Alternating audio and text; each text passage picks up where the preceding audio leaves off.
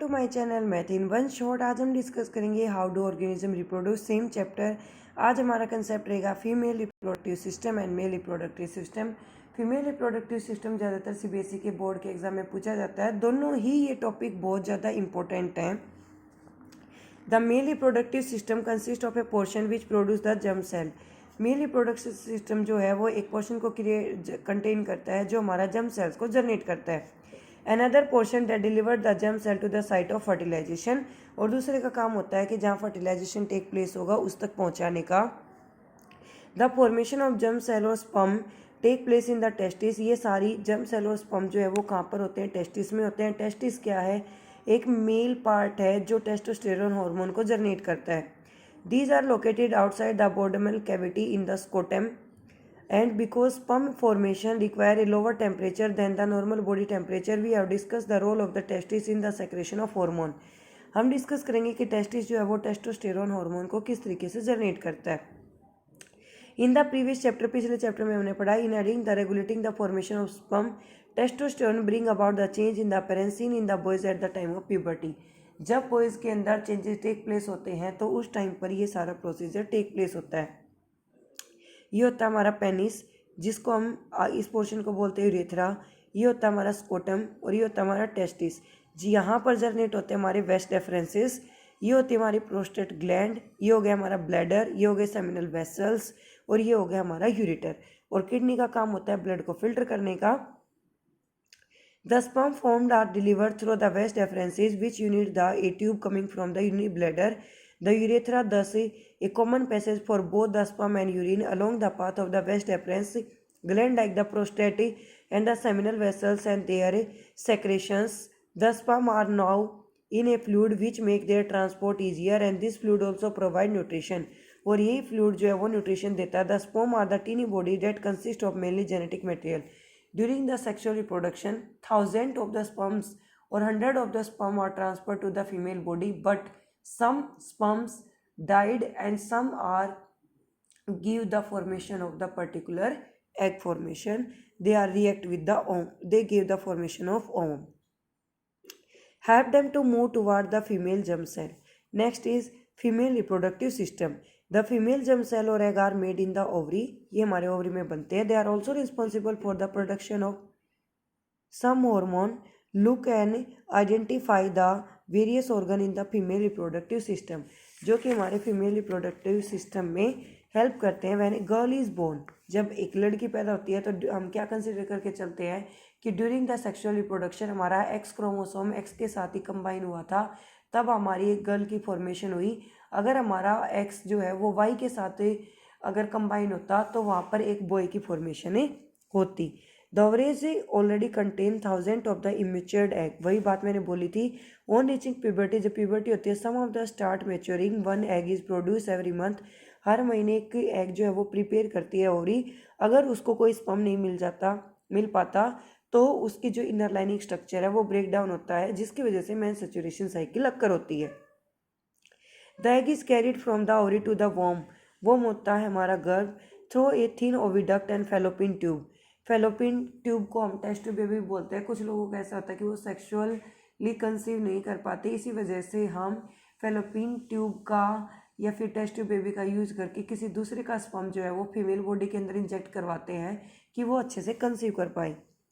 The two oviduct unit into the elastic bag like known as the uterus.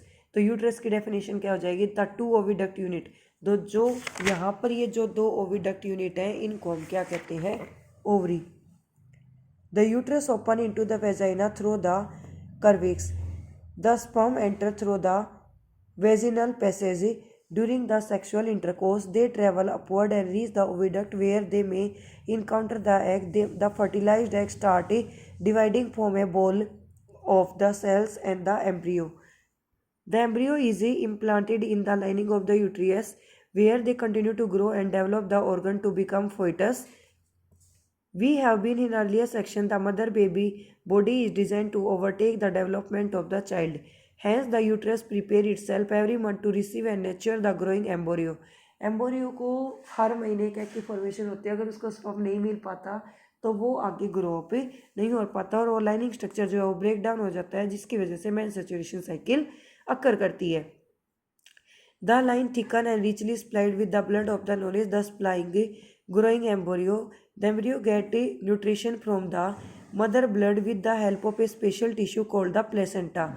जो embryo है वो न्यूट्रिशमेंट लेता रहता है, जिसको हम प्लेसेंटा कहते हैं। This is which is embedded in the uterine wall. It contain villi on the embryo side of the tissue. On the mother side, the blood space which surrounded the villi. This provide a large surface to the glucose and oxygen to pass through the mother to the embryo.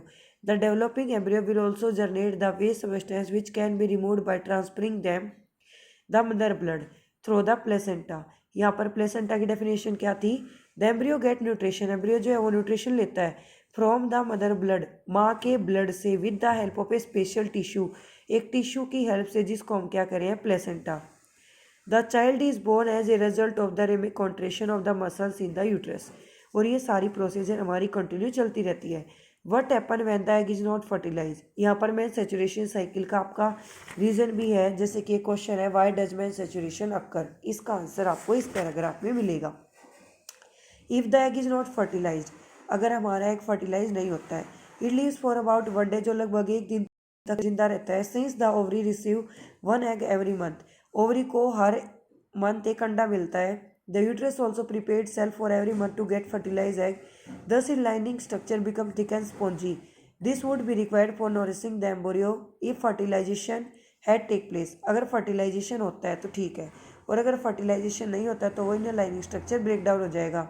Now, however, this lining is not needed any longer, so the lining slowly break and come through the vagina as blood and the mucus. This cycle take place roughly every month and is known as men's saturation cycle. ये लगभग हमारी हर महीने take place होती है, जिसको हम mains saturation cycle भी कहते हैं। कई लोगों में 30 to 35 डेज की साइकिल होती है, कई लोगों में 40 डेज की होती है। अगर आपका कोई स्किप हो जाती है डेट, तो उसका मतलब ये है, या तो आप ज़्यादा स्ट्रेस लेते हैं, या आप प्रॉपरली रेस्ट नहीं कर पाते, या आप अपनी बॉडी को उतना न्यूट्रिएंट नहीं दे रहे हैं जितना न्यूट्रिएंट आपकी बॉडी को रिक्वायरमेंट है।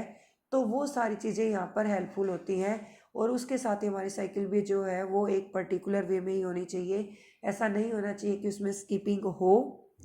It usually take about 2 to 8 days. और ये जो प्रोसीजर है ब्लीडिंग का, ये हमारा 7 से लगभग 8 दिन तक, कई लोगों का अकॉर्ड जैसे जैसे एज बढ़ती जाती है, लगभग ये हमारा 10 to 12 की एज में स्टार्ट होता है, और 40 to 45 या लगभग लास्ट 50 की एज में जाके एक मेनोपॉज की सिचुएशन आ जाती है।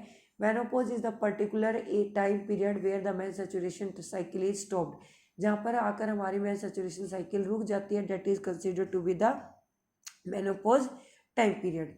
Thank you so much for watching. For more videos, like, share and subscribe my channel.